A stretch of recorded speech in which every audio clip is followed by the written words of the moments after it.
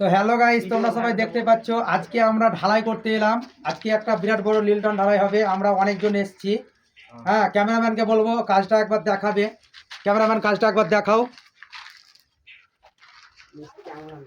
উপরে উঠে কাজটা দেখাও। ক্যামেরাম্যানকে বলবো ভালো করে ফোকাস দাও কাজটায়। তো এটা হচ্ছে আমাদের কাজের সাইড, এখানে আমরা আজকে ঢালাই করব।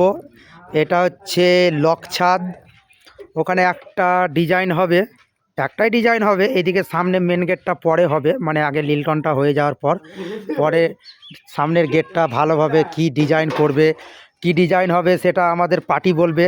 কাকু, আপনার কিছু বলার আছে? কি ডিজাইন হবে গেটে আপনার কিছু বলার আছে? ও বলছে মিস্ত্রি যেভাবে করবে সেভাবেই হবে। তো হ্যালো গাইস, তোমরা সবাই দেখতেই পাচ্ছ আমাদের মশলা মাখা কমপ্লিট হয়ে গেছে। এই যে মশলা, এবার আমরা ঢালাইটা স্টার্ট করব। আমাদের মিস্ত্রি ওপরে উঠে আছে, আমিও উঠবো। এই আমাদের জল ভর্তি হয়ে গেছে। এবার ঠিক আছে ক্যামেরাম্যান, তুমি ওপরটা একবার দেখিয়ে দাও মিস্ত্রিকে আমাদের। ঠিক আছে, এখন এই মুহূর্তে এটা শেষ করো ক্যামেরা। তো ফাইনালি আমাদের কাজটা কমপ্লিট হয়ে গেল। এইমাত্র কাজটা কমপ্লিট হলো, অনেকটাই ঢালাই ছিল, দেরি হয়ে গেল। অনেক দূরে মাল বয়ে নিয়েছে, ঢালাই হলো।